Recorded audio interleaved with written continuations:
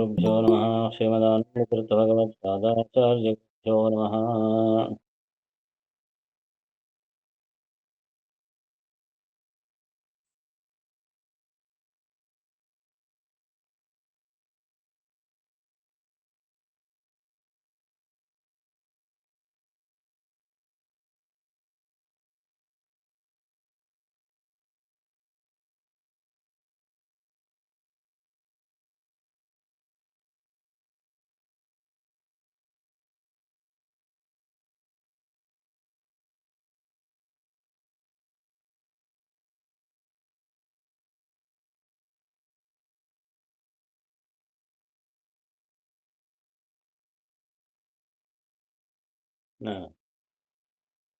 ಪಾಪ ಪರಿಹಾರಾರ್ಥ ರಾಮ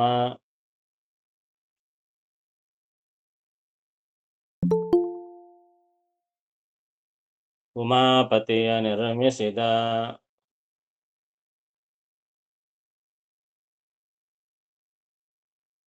ಭಗವದ್ರೂಪ ರೂಪಕ್ಕೆ ಭೇದ ಚಿಂತನೆ ಮಾಳ್ಪ ಮಾನವನು.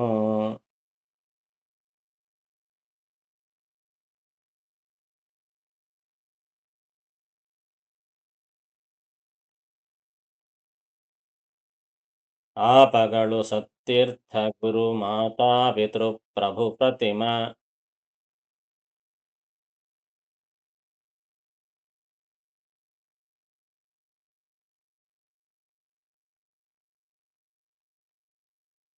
ಭೂತ ದಯಾ ಪರರು ಕಂಡವರೆ ದೇವರು ಎಂಬವನೆ ದೈತ್ಯ.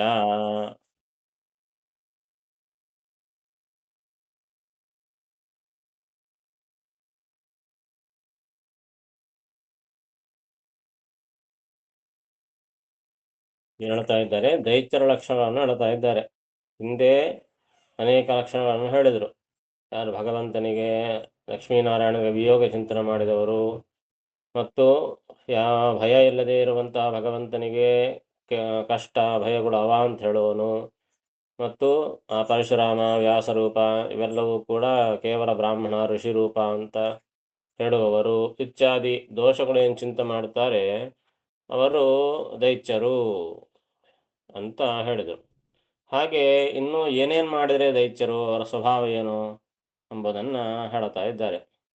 ಪಾಪ ಪರಿಹಾರಾರ್ಥ ರಾಮ ಉಮಾಪತಿಯ ನಿರ್ಮಿಸಿದ. ಲೋಕದಲ್ಲಿ ಇವೆಲ್ಲ ಎಷ್ಟು ಪ್ರಸಿದ್ಧವಾಗಿದೆ, ಅದನ್ನು ಬಹಳ ಜನ ಹಾಗೇ ತಿಳಿದು ಬಿಡ್ತಾ ಇರ್ತಾರೆ. ಅದರಿಂದ ಎಷ್ಟು ಅನರ್ಥ ಆಗ್ತದೆ ಏನು ಅಂತಂಬುದು ಗೊತ್ತಾಗೋದಿಲ್ಲ. ಅದನ್ನೇ ಇಲ್ಲೆಲ್ಲ ಕೂಡ ನಮಗೆ ಪಟ್ಟಿ ಮಾಡಿ ಹೇಳ್ತಾ ಇದ್ದಾರೆ. ರಾಮೇಶ್ವರ ಯಾತ್ರೆಗೆ ಹೋಗ್ತಾರೆ, ರಾಮೇಶ್ವರ ದರ್ಶನ ಮಾಡ್ಕೊಳ್ತಾರೆ. ಏನಪ್ಪ ರಾಮದೇವರು ಪ್ರತಿಷ್ಠೆ ಮಾಡಿದ ಲಿಂಗ ಅಂತ ತಿಳ್ಕೊಳ್ತಾರೆ. ರಾಮದೇವರು ಶಿವಲಿಂಗ ಯಾಕೆ ಪ್ರತಿಷ್ಠೆ ಮಾಡಿದರು ಅಂದರೆ ಏನು ಹೇಳಿಬಿಡ್ತಾರೆ, ರಾಮದೇವರು ರಾವಣಾಸುರನ್ನು ಕೊಂದ, ರಾವಣಾಸುರ ಬ್ರಾಹ್ಮಣ, ಹೀಗಾಗಿ ಮತ್ತೆ ಬ್ರಾಹ್ಮಣನ ಕೊಂದಿದ್ದಕ್ಕೆ ಬ್ರಹ್ಮಹತ್ಯ ಬಂತು, ಅದಕ್ಕಾಗಿ ಶಿವಲಿಂಗ ಪ್ರತಿಷ್ಠೆ ಮಾಡಿದ ಅಂತ ಹೇಳಿಬಿಡ್ತಾರೆ. ಹೌದೇನು ಅಂತ ಬಹಳ ಜನ ನಂಬಿಬಿಡ್ತಾರೆ. ಈ ರೀತಿಯಾಗಿ ಯಾರಾದರೆ ತಿಳ್ಕೊಂಡ್ರೆ ಪಾಪ ಪರಿಹಾರಾರ್ಥ ಅಂದರೆ ಪಾಪವನ್ನು ಪರಿಹಾರ ಮಾಡುವ ಸಲುವಾಗಿ ರಾಮದೇವರು ಉಮಾಪತಿಯ ನಿರ್ಮಿಸಿದ. ಉಮಾಪತಿ ಅಂದರೆ ರುದ್ರದೇವರು ಶಿವಲಿಂಗ, ಆ ಶಿವಲಿಂಗವನ್ನು ನಿರ್ಮಾಣ ಮಾಡಿದ. ಎಲ್ಲಿ? ರಾಮೇಶ್ವರದಲ್ಲಿ ಅಂತ ತಿಳ್ಕೊಂಡ್ಬಿಟ್ರೆ ಎಷ್ಟು ದೊಡ್ಡ ಅನರ್ಥ. ರಾಮದೇವರಿಗೆ ಮತ್ತೆ ಬ್ರಹ್ಮಹತ್ಯ ದೋಷ ಬರೋದೇನು, ಆತ ಲಿಂಗ ಪ್ರತಿಷ್ಠಾ ಮಾಡೋದೇನು? ರಾಮದೇವರು ರಾವಣಾಸುರನ ಕೊಂದಿದ್ದಕ್ಕೆ ಬ್ರಹ್ಮಹತ್ಯ ಬಂತಂತೆ. ರಾವಣಾಸುರವನು ದೈತ್ಯ ರಾಕ್ಷಸನ್ನು ಕೊಂದಿದ್ದಕ್ಕೆ ಬ್ರಹ್ಮಹತ್ಯೆ ಆಗಿ ಬರ್ತದೆ? ಇದು ಮೊದಲನೇ ಪ್ರಶ್ನೆ. ಇನ್ನಾಮೇಲೆ ಕೊಂದ ಮೇಲಕ್ಕೆ ಬ್ರಹ್ಮಹತ್ಯೆ ಬರಬೇಕಲ್ಲ. ಆದರೆ ಶಿವಲಿಂಗ ಪ್ರತಿಷ್ಠೆ ಮಾಡಿದ್ದು ಯಾವಾಗ? ಇನ್ನೂ ಲಂಕಕ್ಕೆ ಹೋಗೋ ಮುಂಚಿತವಾಗಿಯೇ ಇದ್ದ ಕಾಲಕ್ಕೆ ಇನ್ನು ರಾಮದೇವರು ಇನ್ನು ಲಂಕಕ್ಕೆ ಹೋಗಿಲ್ಲ, ಆವಾಗೇ ಪ್ರತಿಷ್ಠೆ ಮಾಡಿದ. ಮತ್ತೆ ಅದನ್ನು ಆಲೋಚನೆ ಮಾಡಬೇಕಲ್ಲ. ಒಂದು ಮೇಲಕ್ಕ ಬ್ರಹ್ಮಹತ್ಯೆ ಬಂದಿದ ಮೇಲಕ್ಕೆ ಅದಕ್ಕೆ ಪರಿಹಾರಾರ್ಥವಾಗಿ ಪ್ರತಿಷ್ಠೆ ಮಾಡಿದ ಅಂದ್ರೆ ಏನೋ ಒಂದು ಅರ್ಥ ಅದ. ಹೋಗೋ ಮುಂಚೆ ಪ್ರತಿಷ್ಠೆ ಮಾಡಿಬಿಟ್ಟ. ಇನ್ನು ಹಾಗೆ ಯಾರು ಮಾಡ್ತಾರ? ಇನ್ನು ಬ್ರಹ್ಮಹತ್ಯೆ ಮಾಡ್ತೀನಿ ಅಂತ ಹೇಳಿ ಮೊದಲೇ ಪ್ರತಿಷ್ಠೆ ಮಾಡ್ತಾರೆ ಯಾರಾದರೂ? ಹೀಗಾಗಿ ಇನ್ನ ಲಂಕಕ್ಕೆ ಹೋಗಿಲ್ಲ, ರಾವಣಾಸುರ ಸಂಹಾರ ಆಗಿಲ್ಲ, ಆವಾಗ ಪ್ರತಿಷ್ಠೆ ಮಾಡಿದ್ದು. ಶಿವಲಿಂಗವನ್ನು. ಹೀಗಾಗಿ ಅದಕ್ಕೆ ಸಂಬಂಧನೇ ಇಲ್ಲ. ಹೋಗಲಿ ಆದ್ಮೇಲೆ ಮಾಡಿದರೂ ಕೂಡ ಆ ಲೋಕಕಂಟಕನಾದ ರಾಕ್ಷಸನ ಸಂಹಾರ ಮಾಡಿದ್ರೆ ಬ್ರಹ್ಮಹತ್ಯೆ ಆಗಿ ಬರ್ತದೆ. ಇದು ಇನ್ನೊಂದು. ಇನ್ನೂ ಮುಖ್ಯ, ಸರ್ವೇಶ್ವರನಾದ ಭಗವಂತನಿಗೆ ಬ್ರಹ್ಮಹತ್ಯಾ ದೋಷ ಇಲ್ಲಿದು. ಇದು ಇನ್ನೊಂದು. ಬ್ರಹ್ಮಹತ್ಯಾ ದೋಷ ಬರೋ ಹಂಗಿದ್ರೆ ಪ್ರಳಯ ಕಾಲದಲ್ಲಿ ಎಲ್ಲ ನುಂಗಿ ನೀರು ಕುಡಿದು ಬಿಡ್ತಾನೆ ದೇವ್ರು. ಹಂಗಾರೆ ಇನ್ನೆಷ್ಟು ಬ್ರಹ್ಮಹತ್ಯೆ ಬರಬೇಕು ದೇವರಿಗೆ? ಎಲ್ಲ ಬ್ರಾಹ್ಮರನ್ನು ಸಾಕ್ಷಾತ್ ಬ್ರಹ್ಮದೇವರನ್ನೇ ನುಂಗಿ ಬಿಡ್ತಾನೆ. ಇನ್ನು ಎಷ್ಟು ದೊಡ್ಡ ಬ್ರಹ್ಮಹತ್ಯೆ ಬರಬೇಕಾದಾಗ? ಹೀಗಾಗಿ ಯಾವುದೂ ಸಂಬಂಧ ಇಲ್ಲ. ಆ ರೀತಿಯ ತಿಳಿದುಕೊಂಡ್ಬಿಟ್ರೆ ಮಹಾಪಾಪ ಬರ್ತದೆ ನಮಗೆ. ಹೀಗಾಗಿ ಪಾಪ ಪರಿಹಾರಾರ್ಥ ರಾಮ ಉಮಾಪತಿಯ ನಿರ್ಮಿಸಿದ ಅದು ತಿಳ್ಕೊಂಡ್ಬಿಟ್ರೆ ಹಂಗೆ ತಿಳ್ಕೊಂಬೋನು ದೈತ್ಯ.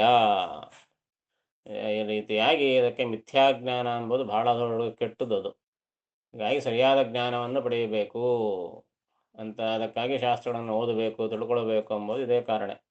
ಯಾಕೆ ಅನರ್ಥ, ಬಹಳ ಅನರ್ಥ ಆಗ್ತದೆ ಮಿಥ್ಯಾಜ್ಞಾನದಿಂದ, ಸಂಶಯ ಜ್ಞಾನದಿಂದ, ಭ್ರಮಜ್ಞಾನದಿಂದ ಭಗವಂತನ ಬಗ್ಗೆ, ಭಗವದ್ಭಕ್ತರ ಬಗ್ಗೆ ವಿಪರೀತವಾಗಿ ತಿಳಿದು ಬಿಟ್ಟರೆ ಬಹಳ ಅನರ್ಥವಾಗ್ತದೆ. ಲೋಕದಲ್ಲಿ ಕೆಲವು ಹಾಗೆ ಪ್ರಸಿದ್ಧ ಆಗಿಬಿಟ್ಟಿರ್ತವೆ. ಅದಕ್ಕೇನು ಕಾರಣ ಗೊತ್ತಿಲ್ಲ, ಹಂಗೆ ನಾವು ಸುಮ್ಮನೆ ಯಾವುದೋ ಮಾಡಿಬಿಡ್ತಿರ್ತೀವಿ, ಏನೋ ತಿಳ್ಕೊಂಡ್ಬಿಡ್ತಾ ಇರ್ತೀವಿ. ನಿಜವಾದ ಜ್ಞಾನವನ್ನು ಪಡೆಯದೆ ಹೋದರೆ ಎಷ್ಟು ದೊಡ್ಡ ಅನರ್ಥ ಅಂತ ದಾಸರಾಯರು ಅದಕ್ಕಾಗಿ ಪ್ರತ್ಯೇಕವಾಗಿ ಇವನ್ನೆಲ್ಲ ಹೇಳ್ತಾ ಇದ್ದಾರೆ. ಇದು ಒಂದಾಯಿತು. ಇನ್ನೊಂದೇನು? ಭಗವದ್ರೂಪಕ್ಕೆ ಭೇದ ಚಿಂತನೆ ಮಾಡ್ಪ ಮಾನವನು. ಇದು ಒಂದು ದೊಡ್ಡ ನರಕಕ್ಕೆ ಸಾಧನ ಆಗ್ತದೆ. ಏನು? ಭಗವದ್ರೂಪಕ್ಕೆ ಭೇದ ಚಿಂತನೆ ಮಾಡಪನು. ಎಲ್ಲ ಭಗವದ ಏನೋ ಎಷ್ಟೋ ತಂಡ ಈ ಮಾತು ಬಂತು, ಭಗವಂತನ ಯಾವ ರೂಪಕ್ಕೂ ಭೇದವಿಲ್ಲ, ಅದನ್ನೇ ಸ್ವಗತ ಭೇದ ವಿವರ್ಜಿತ ಎಂಬ ಮಾತು ಎಷ್ಟೋ ತಂಡ ಬಂತು. ಭಗವಂತ ಸ್ವಗತ ಭೇದ ವಿವರ್ಜಿತ ಅಂದರೆ ಅರ್ಥ ಏನು? ತನ್ನಲ್ಲಿ ಸ್ವಗತ ಭೇದ ವಿವರ್ಜಿತ ಅಂದರೆ ತನ್ನಲ್ಲಿ ಯಾವ ಭೇದ ಇಲ್ಲವನು. ಅಂದರೆ ಏನಂತ ಅರ್ಥ? ಮೂಲ ರೂಪಕ್ಕೆ ಮತ್ತು ಅವತಾರ ರೂಪಕ್ಕೆ ಯಾವ ಭೇದವೂ ಇಲ್ಲ. ಹೀಗಾಗಿ ಮೂಲನಾರಾಯಣ ಅವತಾರ ದಶಾವತಾರ ತಗೊಂಡ, 24 ಅವತಾರ ತಗೊಂಡ, 100 ಅವತಾರ ತಗೊಂಡ, 1000 ಅವತಾರ ತಗೊಂಡ, ಅನಂತ ಅವತಾರ ತಗೊಂಡ, ಯಾವ ರೂಪದಲ್ಲಿಯೂ ಕೂಡ ಭೇದ ಚಿಂತನೆ ಮಾಡಬಾರದು. ಮೂಲ ರೂಪಕ್ಕೂ ಅವತಾರ ರೂಪಕ್ಕೂ ಭೇದವಿಲ್ಲ. ಅಷ್ಟೇ ಅಲ್ಲ, ಪರಸ್ಪರ ಅವತಾರ ರೂಪಗಳಿಗೂ ಭೇದ ಇಲ್ಲ. ಭಗವದ್ ರೂಪಕ್ಕೆ ಯಾವುದೇ ರೂಪವಿರಲಿ, ಅದು ಮತ್ಸ್ಯಾವತಾರ, ಕೂರ್ಮಾವತಾರ, ನರಸಿಂಹಾವತಾರ. ನರಸಿಂಹಾವತಾರ ರೀ, ಎಂಥ ಬಲ, ಏನು ಗತಿ. ಪಾಪ ಮತ್ಸ್ಯಾವತಾರ ಎಲ್ಲೋ ನೀರಿನಲ್ಲಿ ಓಡಾಡ್ತಿರ್ತದ, ಮತ್ಸ್ಯ ಅದಕ್ಕೆ ಅಷ್ಟು ಶಕ್ತಿ ಇಲ್ಲ ಅಂತ ಅಂದ್ಕೊಂಡ್ಬಿಟ್ರೆ ಅನರ್ಥ ಆಗ್ತದೆ. ಭಗವಂತನ ಮತ್ಸ್ಯಾವತಾರ ಎಷ್ಟೋ, ನರಸಿಂಹಾವತಾರ ಅಷ್ಟೇ, ಅದು ಎಷ್ಟೋ, ರಾಮ ಅಷ್ಟೇ, ರಾಮ ಎಷ್ಟೋ, ಕೃಷ್ಣ ಅಷ್ಟೇ, ಕೃಷ್ಣ ಎಷ್ಟೋ, ಕಲಿಕೆ ಅಷ್ಟೇ, ವರಾಹ ಅವತಾರ ಅಷ್ಟೇ, ವೇದವ್ಯಾಸರಷ್ಟೇ. ಯಾವ ರೂಪಕ್ಕೂ ಕೂಡ ಭೇದ ಚಿಂತನೆ ಮಾಡಬಾರ್ದು. ಎಲ್ಲ ರೂಪಗಳು ಒಂದೇ. ಹೀಗಾಗಿ ಭಗವದ್ ರೂಪಕ್ಕೆ ಚಿಂತನೆ ಮಾಡಬಾರದು. ಭಗವಂತನ ರೂಪಕ್ಕೂ ಗುಣಗಳಿಗೂ ಭೇದ ಚಿಂತನೆ ಮಾಡಬಾರದು. ಭಗವಂತನ ರೂಪಕ್ಕೂ ಅವಯವಗಳಿಗೂ ಭೇದ ಚಿಂತನೆ ಮಾಡಬಾರದು. ಹೀಗಾಗಿ ಭಗವಂತನ ವಿಷಯದಲ್ಲಿ ಪೂರ್ಣವಾಗಿ ಅದ್ವೈತರು ನಾವು. ಹೀಗಾಗಿ ಯಾರಾದರೆ ಭಗವಂತನ ರೂಪಕ್ಕೆ ಭೇದ ಚಿಂತನೆ ಮಾಡುತ್ತಾರೆ ಅವನು ಕೂಡ ದೈತ್ಯ. ಮತ್ತೆ ಆಪಗಳು ಸತ್ತೀರ್ಥ, ಗುರು ಮಾತಾ ಪಿತೃ ಪ್ರಭು ಪ್ರತಿಮಾ ಭೂತ ದಯಾಪರರು ಕಂಡವರೇ ದೇವರು ಎಂಬುವನೇ ದೈತ್ಯ. ಇನ್ನು ಕೆಲವು ಭಾವನೆ ಏನಿರ್ತದೆ, ಆಪಗಳು ಸತ್ತೀರ್ಥ, ಒಳ್ಳೆ ತೀರ್ಥಗಳು. ನೀರು ತೀರ್ಥ ಅಂದರೆ ಪಾಪ ಪರಿಹಾರ ಮಾಡತಕ್ಕಂಥ ಗಂಗಾ ತೀರ್ಥ, ಯಮುನಾ ತೀರ್ಥ, ಗೋದಾವರಿ ತೀರ್ಥ, ತುಂಗಭದ್ರಾ ತೀರ್ಥ, ಹೀಗೆ ತೀರ್ಥ ಕ್ಷೇತ್ರ ಯಾತ್ರೆ ಅಂತ ಮಾಡ್ತೀವಿ. ತೀರ್ಥ ಏನು ಅಂದರೆ ಆ ನೀರೇ ತೀರ್ಥ. ಕೇವಲ ಬರೇ ನೀರನ್ನೇ ತೀರ್ಥ ರೂಪದಲ್ಲಿ ಚಿಂತನೆ ಮಾಡೋದಲ್ಲ. ಆ ನೀರಿನಲ್ಲಿ ಅಭಿಮಾನಿ ದೇವತೆಗಳು ಇರ್ತಾರೆ. ಅದರಲ್ಲಿ ವಾಯುದೇವರು, ಅದರಲ್ಲಿ ಆ ಭಗವಂತ, ಆ ಪುರುಷ ರೂಪ ಮತ್ತು ಆಯಾ ನೀರಿನಲ್ಲಿರತಕ್ಕಂತಹ ಭಗವದ್ ರೂಪಗಳು, ಇವುಗಳನ್ನು ಚಿಂತನೆ ಮಾಡಿ ಸ್ನಾನ ಮಾಡಿದಾಗ ಮಾತ್ರ ನಾವು ಪವಿತ್ರ ಆಗ್ತೀವಿ. ಸುಮ್ಮನೆ ಮುಳುಗಿದರೆ ವೇದಾಶ್ರಾರ ಅಂತಾರಲ್ಲ, ಗಂಗಾದಿಗೆ ಯಾವಾಗಲೂ ಮೀನು ಓಡಾಡ್ತಾನೆ ಇರ್ತದೆ, ಅದಕ್ಕೆ ಎಷ್ಟು ಪುಣ್ಯ ಬರಬೇಕು? ಹಂಗಾದರೆ ಒಂದ್ಸಲ ಗಂಗಾ ಸ್ನಾನ ಮಾಡಿದ್ರೇ ಎಷ್ಟು ಪುಣ್ಯ ಅಂತಂದರೆ, ಅದರಲ್ಲೇ ಇರತಕ್ಕಂತಹ ಮೀನುಗಳಿಗೆ, ಚಾಪಿಗಳಿಗೆ ಎಷ್ಟು ಪುಣ್ಯ ಬರಬೇಕು ಅಂದರೆ ಬರೋದಿಲ್ಲ. ಯಾಕೆ? ಅವಕ್ಕೆ ಅನುಸಂಧಾನ ಇಲ್ಲ. ಹೀಗಾಗಿ ಹಾಗಾದರೆ ಅವು ಯಾವಾಗ ಮೋಕ್ಷಕ್ಕೆ ಹೋಗಬೇಕಾಗಿತ್ತು. ಹೀಗಾಗಿ ಕೇವಲ ನೀರು ಅಂತ ತಿಳ್ಕೊಂಡ್ರೆ ಅದರಿಂದ ಪ್ರಯೋಜನವಿಲ್ಲ. ಆ ತೀರ್ಥಗಳಲ್ಲಿ ಆ ತೀರ್ಥಾಭಿಮಾನಿ ದೇವತೆಗಳಿರ್ತಾರೆ. ಅದರಲ್ಲಿ ಆ ವಾಯುವಂತರ್ಯಾಮಿಯಾಗಿ ಸಾಕ್ಷಾತ್ ಭಗವಂತ ತಾನು ನೆಲೆಸಿರ್ತಾನೆ. ಗಂಗಾಂಬೋ ನಾತ್ರ ಸಂಶಯ, ಭಗವಂತನೇ ಆ ರೂಪದಿಂದ ಪ್ರವಾಹ ರೂಪದಲ್ಲಿರ್ತಾನೆ.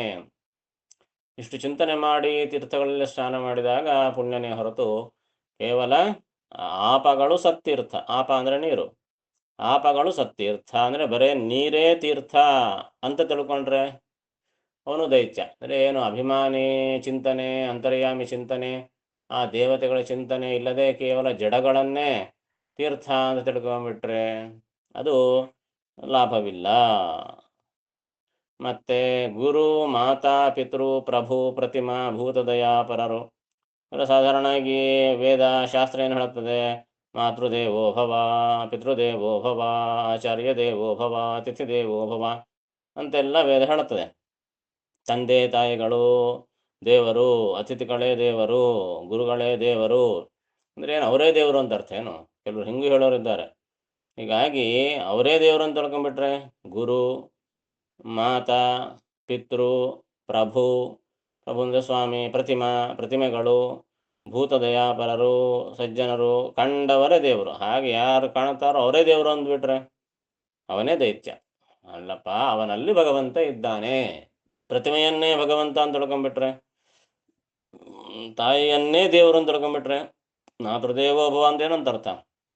ತಾಯಿಯನ್ನು ದೇವರಂತೆ ನೋಡು ಅಂದರೆ ತಾಯಿಯೇ ದೇವರು ಅಂತ ಅರ್ಥ ಏನು? ಹಂಗಾದರೆ ತಾಯಿಯೊಳಗೆ ಭಗವಂತ ವಿಶಿಷ್ಟವಾದ ರೂಪದಿಂದ ಇದ್ದು ಅವರ ದ್ವಾರ ನಮಗೆ ಅನುಗ್ರಹ ಮಾಡ್ತಾನೆ. ಗುರುಗಳಲ್ಲಿ ಭಗವಂತ ವಿಶಿಷ್ಟ ರೂಪದಿಂದ ಇದ್ದು ನಮಗೆ ಅನುಗ್ರಹ ಮಾಡ್ತಾನೆ. ಹೀಗೆ ತಿಳಿಯಬೇಕೇ ಹೊರತು ಅವರು ದೇವರು ಅಂದರೆ ಅವರೇ ದೇವರು ಅಂತ ತಿಳ್ಕೊಂಡ್ಬಿಟ್ರೆ ಹೆಂಗೆ? ಹೀಗಾಗಿ ಹೀಗೆಲ್ಲ ಮಾಡೋರು ಇದ್ದಾರೆ. ದೇವರು ಗುರುಗಳು ಹೊರಗೆ ಹೇಳ್ತಿರ್ತಾರೆ ಸಾಧಾರಣ ಉಪನ್ಯಾಸಗಳಲ್ಲಿ. ದೇವರು ಗುರುಗಳು ಇಬ್ಬರು ಇದ್ದರೆ ಮೊದಲು ಯಾರೇ ನಮಸ್ಕಾರ ಮಾಡಿದೆಯಪ್ಪ ಅಂದರೆ ಗುರುಗಳು ನಮಸ್ಕಾರ ಮಾಡ್ತೀನಿ. ಯಾಕೆ? ದೇವ್ರನ್ನ ತೋರಿಸ್ಕೊಟ್ಟವನೇ ಗುರುಗಳಲ್ಲ ಅಂತಂದರೆ ದೇವ್ರಿಗಿಂತ ಇವರು ದೊಡ್ಡವರು ಅಂತ ಅರ್ಥ ಹಂಗಾದರೆ. ಅವರ ಮಹತ್ವವನ್ನು ಹೇಳಲಿಕ್ಕಾಗಿ ಆ ರೀತಿಯಾಗಿ ಹೇಳುತ್ತಾರೆ. ಗುರುಗಳಲ್ಲಿದ್ದುಕೊಂಡು ಆ ಉಪದೇಶ ಮಾಡುವನು ಮತ್ತು ರಕ್ಷಣೆ ಮಾಡುವನು ಆ ಭಗವಂತನೇ. ಹೀಗಾಗಿ ಎಲ್ಲಿಯಾದರೂ ಕೂಡ ಅಂತರ್ಯಾಮಿ ತತ್ವವನ್ನು ತಿಳಿದುಕೊಂಡದೇ ಹೋದರೆ ಅದು ನರಕಕ್ಕೆ ಕಾರಣವಾಗ್ತದೆ. ಹೀಗಾಗಿ ಇಷ್ಟೆಲ್ಲ ತಿಳಿದುಕೊಂಡು ಶಾಸ್ತ್ರ ಪ್ರಮೇಯವನ್ನು ತಿಳಿದುಕೊಂಡಾಗ ಮಾಡುವಂತಹ ಪುಣ್ಯ ಕಾರ್ಯಗಳು ಕೂಡ ಫಲವನ್ನು ಕೊಡ್ತವೆ. ಇಲ್ಲ ಅಂದರೆ ಅದೇ ಪಾಪಕ್ಕೆ ಕಾರಣವಾಗ್ತದೆ. ಹೀಗಾಗಿ ತೀರ್ಥಕ್ಷೇತ್ರ ಯಾತ್ರೆ ಮಾಡಿದರೂ, ಗುರು ಹಿರಿಯರ ಸೇವೆ ಮಾಡಿದರೂ, ಏನು ಮಾಡಿದರೂ ಒಳಗೆ ಅಂತರ್ಯಾಮಿಯ ಚಿಂತನೆ ಬಿಟ್ಟು ಮಾಡಿದರೆ ಪ್ರಯೋಜನವಿಲ್ಲ. ಮತ್ತು ಪ್ರಮೇಯಗಳನ್ನು ತಿಳಿದುಕೊಂಡು ಯಾರ್ಯಾರಿಗೆ ಹೆಂಗೆ ನಮಸ್ಕಾರ ಮಾಡಬೇಕು, ಏನು ಕತಿ ಇವೆಲ್ಲ ತಿಳಿದುಕೊಂಡು ಮಾಡಿದಾಗ ಮಾತ್ರನೇ ಪ್ರಯೋಜನ. ಇಲ್ಲ ಅಂತಂದರೆ ಇವೆಲ್ಲ ನರಕಕ್ಕೆ ಕಾರಣವಾಗ್ತದೆ ಎಂಬುದನ್ನು ಹೇಳ್ತಾ ಇದ್ದಾರೆ. ಸರಿನಾ? ಬರ್ಕೊಂಡು ರಾಮದೇವರು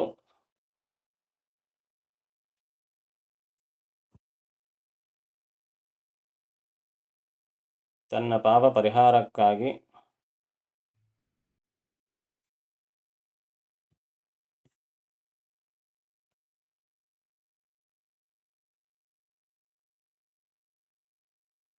ಶಿವನನ್ನು ಪ್ರತಿಷ್ಠಾಪಿಸಿದ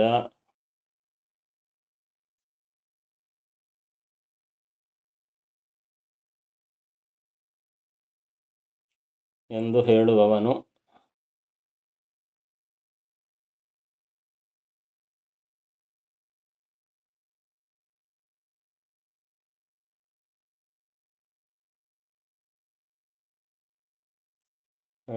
ದೈತ್ಯ.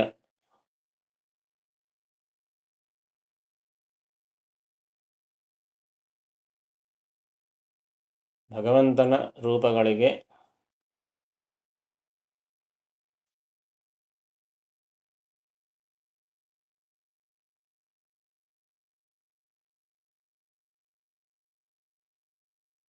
ಪರಸ್ಪರ ಭೇದ ಚಿಂತನೆ ಮಾಡುವವನು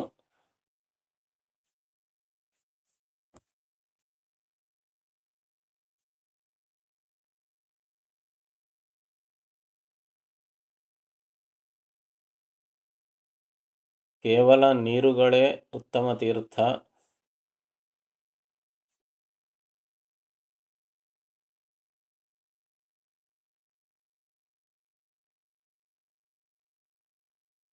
ಎಂದು ತಿಳಿದವನು ದೈತ್ಯ.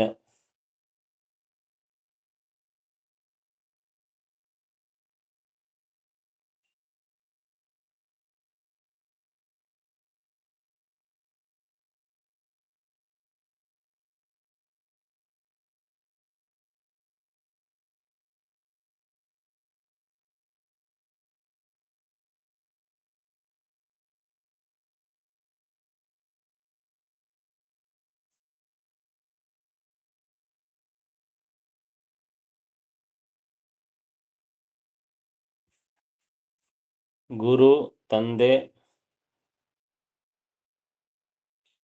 ತಾಯಿ, ರಾಜ, ಪ್ರತಿಮೆಗಳು,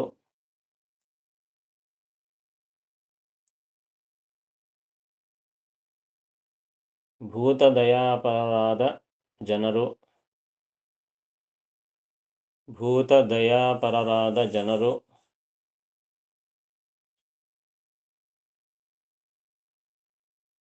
ಮೊದಲಾದ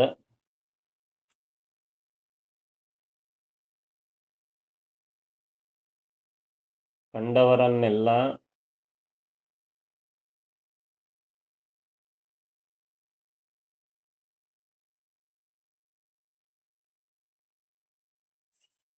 ದೇವರು ಎಂದು ತಿಳಿಯುವವನು ದೈತ್ಯ. ದೇವರು ಎಂದು ತಿಳಿಯುವವನು ದೈತ್ಯ.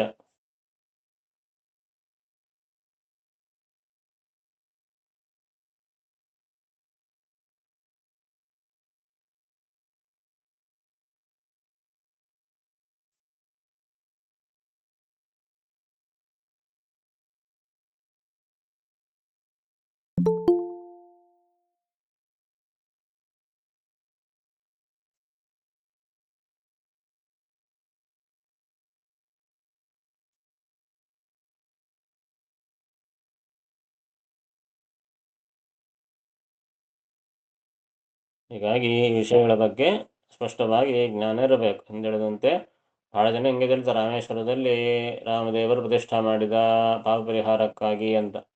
ಅದಕ್ಕಾಗಿ ನಿಜವಾದ ವಿಷಯ ಏನಂತ ತಿಳ್ಕೊಳ್ಬೇಕು, ರುದ್ರದೇವರಿಗೆ ಬ್ರಹ್ಮಹತ್ಯ ಪರಿಹಾರಕ್ಕಾಗಿ ರಾಮದೇವರು ಶಿವನನ್ನು ಅಲ್ಲಿ ಸ್ಥಾಪನೆ ಮಾಡಿದ. ಯಾಕೆ ಅಂತಂದ್ರೆ ಆ ರಾಮಸೇತು ಏನಿದೆ, ರಾಮಸೇತು ದರ್ಶನ ಮಾಡಿದರೆ ಬ್ರಹ್ಮಹತ್ಯ ಪರಿಹಾರ ಆಗ್ತದೆ ಅಂತ ಶಾಸ್ತ್ರ ಹೇಳುತ್ತದೆ. ಇದು ಶಾಸ್ತ್ರ ಸಿದ್ಧವಾದಂತಹ ಪ್ರಮೇಯ.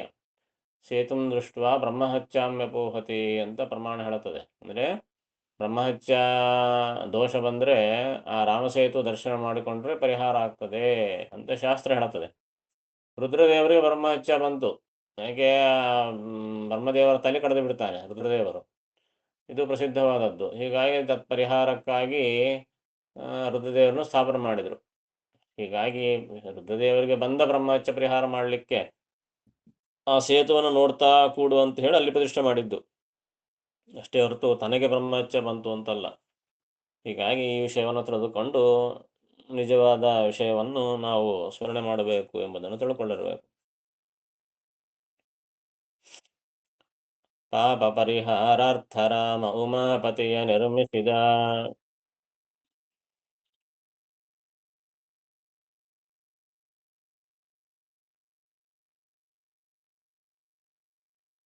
ಭಗವದ್ರೂಪಕ್ಕೆ ಭೇದ ಚಿಂತನೆ ಮಾಳ್ಪ ಮಾನವನು.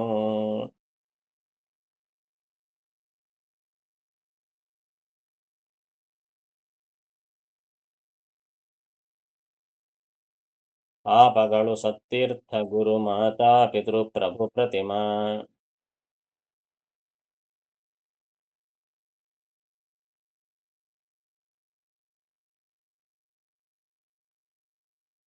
ಭೂತ ದಯಾಪರರು ಕಂಡವರೆ ದೇವರು ಎಂಬವನೆ ದೈತ್ಯ.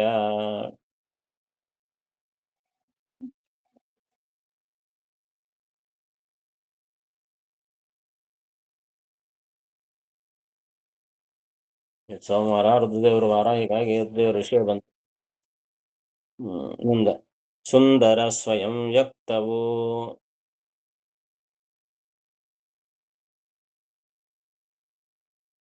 ಚಿದಾನಂದ ರೂಪಗಳೆಂಬವನು.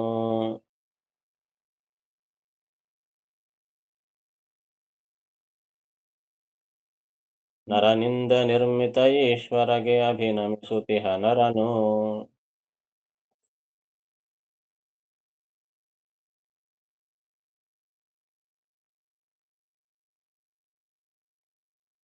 ಕಂದುಗೊರಳ ದಿವಾಕರನು.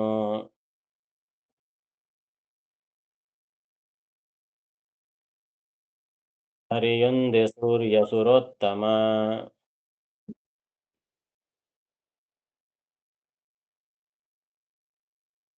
ಜಗದ್ವಂದ್ಯನೆಂಬವ ವಿಷ್ಣು ದೂಷಣೆ ಮಾಡಿದವ ದೈತ್ಯ.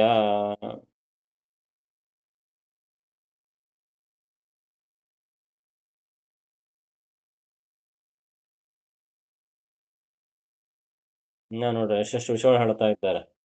ಏನು ಸುಂದರ ಸ್ವಯಂ ವ್ಯಕ್ತವು ಚಿದಾನಂದ ರೂಪಗಳು ಎಂಬುವನು.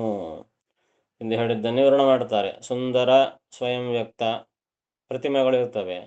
ಸುಂದರವಾದಂಥ ಶಿಲಾ ಪ್ರತಿಮೆ, ಮಣ್ಣಿನ ಪ್ರತಿಮೆ ಬಹಳ ಕಡೆ ನೋಡ್ತಾ ಇರ್ತೀವಿ. ಯಾರೋ ಎಲ್ಲೆಲ್ಲೋ ಪಾಪ ಮಾಡಿರ್ತಾರೆ, ಸುಂದರವಾದಂತಹ ಪ್ರತಿಮೆ ಇರ್ತದೆ, ನಿಜ, ಯಾರಿಲ್ಲ ಅಂತಂದ್ರು. ಆ ಪ್ರತಿಮೆ ನೋಡಿದ ಕೂಡಲೇ ಇದೇ ದೇವರು ಅಂತ ತಿಳ್ಕೊಂಡ್ಬಿಟ್ರೆ ಸ್ವಯಂ ವ್ಯಕ್ತ ಪ್ರತಿಮೆನೇ ಆಗಲಿ, ಸ್ವಯಂ ವ್ಯಕ್ತ ಅಂದ ತಕ್ಷಣ ಅದೇ ದೇವರಲ್ಲಲ್ಲ, ಅದು ಜಡ ಪದಾರ್ಥನೇ. ಅದರೊಳಗೆ ಭಗವಂತ ವಿಶಿಷ್ಟವಾದ ಸನ್ನಿಧಾನವನ್ನು ಇಟ್ಟಿರ್ತಾನೆ ಅಂತಲೇ ತಿಳ್ಕೋಬೇಕು. ಹೊರತು ಅದೇ ಜಡನೇ ದೇವರು ಅಂತ ತಿಳ್ಕೊಂಡ್ಬಿಟ್ರೆ ಸುಂದರವಾದ ಆ ಲೋಹ ಪ್ರತಿಮೆ ಆಗಲಿ, ಶಿಲಾ ಪ್ರತಿಮೆ ಆಗಲಿ, ಯಾವುದೇ ಪ್ರತಿಮೆ ಇರಲಿ, ಮತ್ತೆ ಸ್ವಯಂ ವ್ಯಕ್ತನೇ ಇರಲಿ, ಅದೆಲ್ಲವೂ ಕೂಡ ಚಿದಾನಂದ ರೂಪಗಳು ಎಂಬುವನು. ಅವೇ ಚಿದಾನಂದ ರೂಪ ಅಂದ್ಬಿಟ್ರೆ ಭಗವಂತನ ರೂಪ ಚಿದಾನಂದ ರೂಪ. ಚಿತ್ತು ಅಂದರೆ ಜ್ಞಾನ, ಆನಂದ, ಜ್ಞಾನಾನಂದ ಸ್ವರೂಪನಾದವನು ಭಗವಂತ. ಭಗವಂತನ ರೂಪ ಚಿದಾನಂದ ರೂಪ. ಅದು ಬಿಟ್ಟು ಈ ಜಡ ಪದಾರ್ಥಗಳೇ ಚಿದಾನಂದ ರೂಪಗಳು ಅಂತ ತಿಳ್ಕೊಂಡ್ಬಿಟ್ರೆ, ಇದೇ ಸಾಕ್ಷಾತ್ ಭಗವಂತ ಅಂತ ತಿಳ್ಕೊಂಡ್ಬಿಟ್ರೆ ಜಡಕ್ಕೂ ಈಶನಿಗೂ ಅಭೇದ ತಿಳಿದಂಗಾಯ್ತಲ್ಲ. ಅಂದರೆ ಪಂಚಭೇದ ಹೋಯ್ತು. ಹಂಗಾದರೆ ಜೀವ ಈಶಕ್ಕೆ ಭೇದ, ಅದು ಈ ಜಡಕ್ಕೆ ಭೇದ, ಜಡ ಈಶಕ್ಕೆ ಭೇದ. ಹೀಗಾಗಿ ಆ ಪ್ರತಿಮೆಯನ್ನೇ ಭಗವಂತ ಅಂತ ತಿಳ್ಕೊಂಡ್ಬಿಟ್ರೆ ಏನಾಗ್ತದೆ ಅವಾಗ? ಜಡಕ್ಕೂ ಈಶನಿಗೂ ಅಭೇದವನ್ನು ಹೇಳಿದಂತೆ ಆಯ್ತಲ್ಲ. ಹಾಗಾದರೆ ಪಂಚಭೇದಗಳಲ್ಲಿ ಹೋಯಿತು ಒಂದು ಭೇದ. ಮತ್ತೆ ಪಂಚಭೇದಗಳು ಹೇಳಿರತಕ್ಕಂತಹ ಸಿದ್ಧಾಂತವೇ ನಾಶವಾಗೋಗ್ತದೆ, ಮಹಾಪಾಪ ಬರ್ತದೆ. ಅದಕ್ಕಾಗಿ ಆ ಪ್ರತಿಮೆಗಳೇ ಭಗವಂತ ಅಂತ ತಿಳ್ಕೊಂಡ್ಬಿಟ್ರೆ ಅದು ಮಹಾ ಅನರ್ಥ.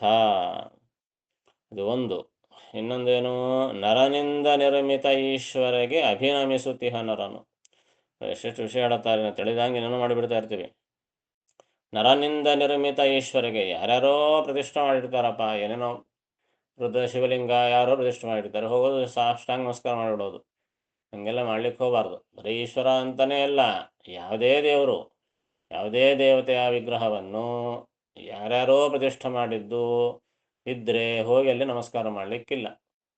ಮಹಾನುಭಾವರು, ಸ್ವಯಂ ವ್ಯಕ್ತ ಪ್ರತಿಮೆಗಳು, ದೊಡ್ಡ ಮಹಾನುಭಾವರು, ಜ್ಞಾನಿಗಳು, ಸದಾಚಾರ ಸಂಪನ್ನರು, ಋಷಿಗಳು, ಮುನಿಗಳು, ಇಂತಹ ದೊಡ್ಡವರು ಪ್ರತಿಷ್ಠೆ ಮಾಡಿದಂತಹ ವಿಗ್ರಹಗಳಿಗೆ ನಾವು ನಮಸ್ಕಾರಾದಿಗಳನ್ನು ಮಾಡಬೇಕು, ಸೇವೆ ಮಾಡಬೇಕು. ಯಾವುದೇ ದೇವರೇ ಅಲ್ಲ ಅಂತಂದರೆ ದೇವರೇ ಯಾರಿಲ್ಲ ಅಂತಂದರು, ಆದರೆ ನಾವು ದೇವ ಆಗ್ತೀವಿ ಅಷ್ಟೇ. ಹಾಗಾಗಿ ಅಲ್ಲಿ ಯಾರು ಉತ್ತಮರು ಪ್ರತಿಷ್ಠೆ ಅದಕ್ಕೆ ಆ ಪ್ರತಿಮಾಯಾಂತು ಸಾನ್ನಿಧ್ಯಂ ಅರ್ಚಕಸ್ಯ ತಪೋಬಲಾತ್ ಅಂತ ಶಾಸ್ತ್ರ ಹೇಳುತ್ತದೆ. ಯಾರು ಪ್ರತಿಷ್ಠಾ ಮಾಡಿರ್ತಾರೆ ಅವರ ತಪಸ್ಸಿನ ಬಲದ ಮೇಲೆ ಆ ಪ್ರತಿಮೆಯಲ್ಲಿ ಸನ್ನಿಧಾನವಿರುತ್ತದೆ. ಯಾವನ್ಯಾವನೋ ಕಂಡವನು, ಭಗವಂತನ ಸರ್ವೋತ್ತಮತ್ವದ ಜ್ಞಾನ ಇಲ್ಲದೆ ಇದ್ದವನು, ಇನ್ನು ಯಾರೋ ಮನುಷ್ಯ ಏನೇನೋ ಚಿಂತನೆ ಮಾಡಿ ನಾನು ದೇವರು ಒಂದೇ ಅಂತ ಚಿಂತನೆ ಮಾಡಿ ಪ್ರತಿಷ್ಠೆ ಮಾಡಿದರೆ ಅದರಲ್ಲಿ ದೇವರು ಇರ್ತಾನೆ, ಇಲ್ಲ ಅಂತಿಲ್ಲ, ಆದರೆ ನಮಗೆ ಫಲವನ್ನು ಕೊಡೋದಿಲ್ಲ. ಹಂಗೆ ನಮಗೆ ಕೆಟ್ಟ ಫಲವನ್ನು ಕೊಡ್ತಾನೆ, ನರಕಕ್ಕೆ ಹಾದಿ ಆಗ್ತದೆ ಅದು. ಹೀಗಾಗಿ ಕಂಡವರು ಪ್ರತಿಷ್ಠಾ ಮಾಡಿದ್ದಕ್ಕೆ ಯಾಕೆ ನಮಸ್ಕಾರ ಮಾಡಬಾರ್ದು ಅಂದರೆ ಕಾರಣ ಇದೆ. ಪ್ರತಿಷ್ಠಾ ಮಾಡಿದವನು ಅವನು ಏನೇನೋ ಒಂದು ಭಾವನೆಯನ್ನು ಪ್ರತಿಷ್ಠಾ ಮಾಡಿದರೆ ಅದರಲ್ಲಿ ಭಗವಂತ ಕೆಟ್ಟ ಫಲವನ್ನು ಕೊಡಲಿಕ್ಕೆ ಇರ್ತಾನೆ ಹೊರತು ಸಮೀಚೀನವಾದ ಮೋಕ್ಷ ಸಾಧನವಾದ ಫಲಗಳನ್ನು ಕೊಡೋದಿಲ್ಲ ಭಗವಂತ. ಅದಕ್ಕಾಗಿ ಅಲ್ಲಿ ನಮಸ್ಕಾರ ಮಾಡಬಾರದು.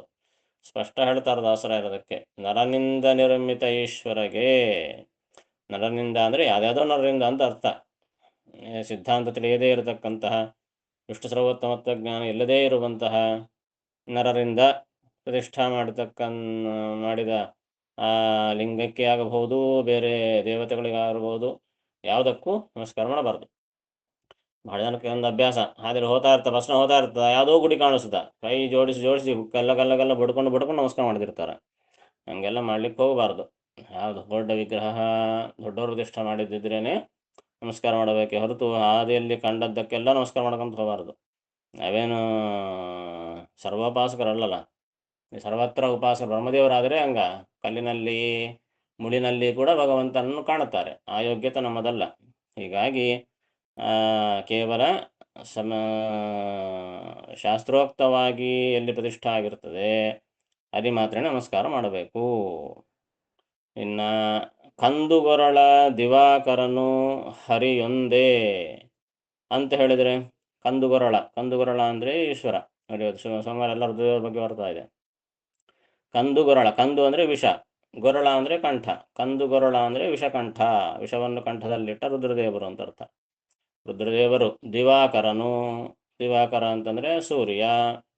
ಇವರೇ ಮೊದಲಾದ ದೇವತೆಗಳು ಮತ್ತು ಹರಿ ಒಂದೇ ಅಂತ ತಿಳ್ಕೊಂಡ್ಬಿಟ್ರೆ, ಅಂದರೆ ಆ ಬ್ರಹ್ಮ ರುದ್ರ ಇಂದ್ರಾದಿ ದೇವತೆಗಳು ಮತ್ತು ನಾರಾಯಣ ಎಲ್ಲರೂ ಒಂದೇ ಅಂತ ಹೇಳಿದರೆ ಅದು ದೊಡ್ಡ ನರಕಕ್ಕೆ ಸಾಧನವಾಗ್ತದೆ. ಇದೆಲ್ಲವೂ ಕೂಡ ತಮಸ್ಸಿಗೆ ಸಾಧನ. ಹಿಂಗೆ ಹೇಳತಕ್ಕಂಥವನು ದೈತ್ಯ. ಯಾವ ದೇವರಾದ್ರೂ ಎಲ್ಲರೂ ಒಂದೇ ಅಂತಂದ್ಬಿಟ್ರೆ ತಾರತಮ್ಯ ಅಂತ ಹೇಳದೆ ಹೋದರೆ, ಅದಕ್ಕೆ ದಾಸರಾಯರು ತಾರತಮ್ಯವನ್ನು ತಿಳಿಸಲಿಕ್ಕೆ ಇಷ್ಟೊಂದು ಸಂಧಿಗಳನ್ನು ಮಾಡಿ ಕೂತರು. ಹೀಗಾಗಿ ತಾರತಮ್ಯವನ್ನು ಎಲ್ಲಿ ಬಿಡಲಿಕ್ಕಿಲ್ಲ. ಹರಿ ಸರ್ವೋತ್ತಮ, ವಾಯು ಜೀವೋತ್ತಮ, ಉಳಿಕ ದೇವತೆಲ್ಲರೂ ಕೂಡ ಭಗವಂತನ ಪರಿವಾರರು ಎಂಬ ಭಾವನೆಯಿಂದ ಪೂಜೆ ಮಾಡಿದರೆ ಮಾತ್ರನೇ ಭಗವಂತ ಫಲಿತವನ್ನು ಕೊಡ್ತಾನೆ. ಹೀಗಾಗಿ ಕಂದುಗೊರಳ ದಿವಾಕರನು ಹರಿ ಒಂದೇ ಅಂತ ಹೇಳಿಬಿಟ್ರೆ, ಶಿವ ಮತ್ತು ಸೂರ್ಯ ಇವರೇ ಮೊದಲಾದ ದೇವತೆಗಳು, ಹರಿ ಎಲ್ಲರೂ ಒಂದೇ ಅಂತ ಹೇಳಿಬಿಟ್ರೆ ಅದು ದೈತ್ಯರ ಲಕ್ಷಣ. ಮತ್ತು ಸೂರ್ಯ ಸುರೋತ್ತಮ, ಜಗದ್ವಂದ್ಯ. ಕೆಲವರು ಸೂರ್ಯೋಪಾಸಕರಿರ್ತಾರೆ, ಸೌರಮತ, ಸೂರ್ಯನೇ ಸರ್ವೋತ್ತಮ ಅಂತಂಬೋರು. ಸೂರ್ಯ ಸುರೋತ್ತಮ, ಆ ಸೂರ್ಯನೇ ಸರ್ವೋತ್ತಮನಾಗಿದ್ದಾನೆ, ದೇವತೋತ್ತಮನಾಗಿದ್ದಾನೆ, ಅವನೇ ಜಗದ್ವಂದ್ಯ, ಎಲ್ಲ ಜಗತ್ತಿಂದಲೂ ವಂದ್ಯನ ಅವನೇ ಆಗಿದ್ದಾನೆ ಅಂತ ಹೇಳಿದರೆ ಅದು ಕೂಡ ದೈತ್ಯರ ಲಕ್ಷಣ. ಅಂದರೆ ಸೂರ್ಯ ಅಂತಂದರೆ ಒಟ್ಟಿಗೆ ಎಲ್ಲರೂ ತಗೋಬೇಕು. ಕೆಲವರು ಬ್ರಹ್ಮ ಸರ್ವೋತ್ತಮ ಅಂತಾರೆ, ಕೆಲವರು ರುದ್ರ ಸರ್ವೋತ್ತಮ ಅಂತಾರೆ, ಕೆಲವರು ಗಣಪತಿ ಸರ್ವೋತ್ತಮ ಅಂತಾರೆ, ಕೆಲವು ಶಕ್ತಿ ಸರ್ವೋತ್ತಮ ಅಂತಂತಾರೆ.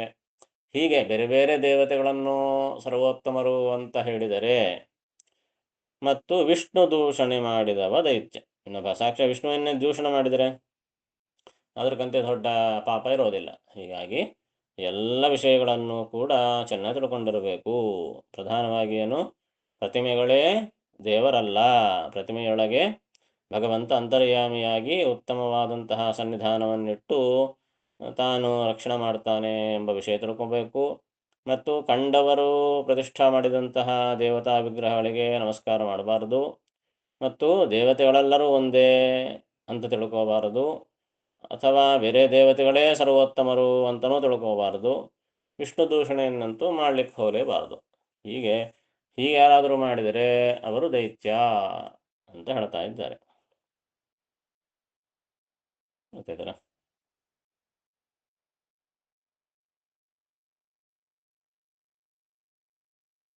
ಹಾಂ,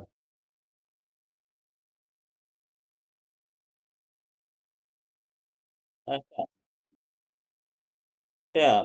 ಭಗವಂತ ಸಾಕ್ಷಾತ್ ಇದ್ದಾನೆ, ತಾನೇ ನಿಂತಾನೆ, ಶಿಲಾರೂಪದಿಂದಿದ್ದಾನೆ. ಕಂಡವರಿಗೆ ಬ್ರಹ್ಮಾದೇವರು ಹೋದರು ಅಂದರೆ ಅಲ್ಲಿ ಅವರಿಗೆ ಪ್ರತಿಮೆ ಕಾಣಿಸೋದಿಲ್ಲ, ಸಾಕ್ಷಾತ್ ಭಗವಂತನೇ ನಿಂತಂತೆ ಕಾಣಿಸ್ತದೆ ಅದು ಅವರಿಗೆ. ಹೀಗಾಗಿ ಭಗವಂತ ನಿಂತಾನೆ ಅಂತಂಬೋದು ಸತ್ಯ. ಅಲ್ಲಿ ಆ ಆ ಕ್ಷೇತ್ರದಲ್ಲಿ ಮಾತ್ರ ಹಿಂಗೆ ಹೇಳಿದ್ದಾರೆ. ಸಾಕ್ಷಾತ್ ಭಗವಂತ ನಿಂತು ಬಿಟ್ಟಿದ್ದಾನೆ, ಬ್ರಹ್ಮ ದೇವತೆಗಳು ಬಂದರು, ಋಷಿಗಳು ಬಂದರು ಅಂದರೆ ಭಗವಂತನೇ ಅಲ್ಲಿ ಕಾಣಿಸ್ತಾನೆ ಅವರಿಗೆ. ಆದರೆ ನಮಗೆ ಆ ಶಕ್ತಿ ಇಲ್ಲ. ಹೀಗಾಗಿ ಅದು ಶಿಲ, ಅದರೊಳಗೆ ಭಗವಂತ ವಿಶಿಷ್ಟವಾಗಿ ತಾನು ಸನ್ನಿಹಿತನಾಗಿದ್ದಾನೆ ಎಂಬುದಂತೂ ಸತ್ಯ, ವಿಶೇಷ ಸನ್ನಿಧಾನದಲ್ಲಿದೆ ಎಂಬುದಂತೂ ಸತ್ಯ. ಬೇರೆ ಎಲ್ಲ ಕ್ಷೇತ್ರಗಳಲ್ಲಿರುವಂತಹ ಸನ್ನಿಧಾನದಕ್ಕಿಂತಲೂ ಇನ್ನೂ ಹೆಚ್ಚಿನ ಸನ್ನಿಧಾನ ಅಲ್ಲಿದೆ. ಸಾಕ್ಷಾತ್ ಭಗವಂತ ನಿಂತಿದ್ದಾನೆ, ಅದಂತೂ ಸತ್ಯ, ಇಲ್ಲ ಅಂತಿಲ್ಲ. ಆದರೆ ಕಾಣೋದಂತೂ ಜಡ ಪ್ರತಿಮೆನೇ ಅಲ್ಲ. ಸೊ ಆ ಜಡಕ್ಕೂ ಭಗವಂತನಿಗೂ ಮತ್ತೆ ಐಕ್ಯ ಚಿಂತನೆ ಮಾಡಬಾರದು ಹಂಗ.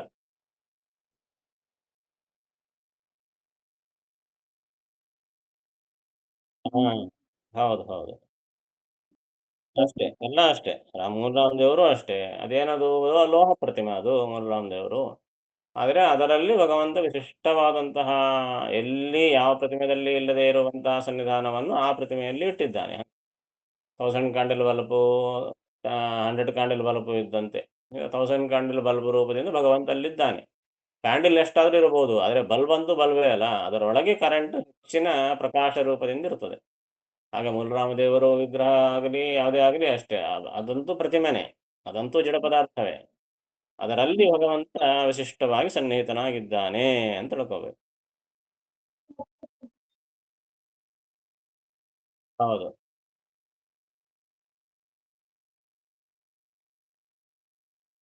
ಅದಕ್ಕೆ ಇದೇ ಅರ್ಥ. ಗುಡಿ ದಾಟಿ ಹೋಗಬಾರದು ಅಂದ್ರೆ ಅರ್ಥ ಏನು? ಉತ್ತಮ ಪ್ರತಿಷ್ಠ ಮಾಡಿದ್ದು ಅಂತಾನೆ ಅರ್ಥ.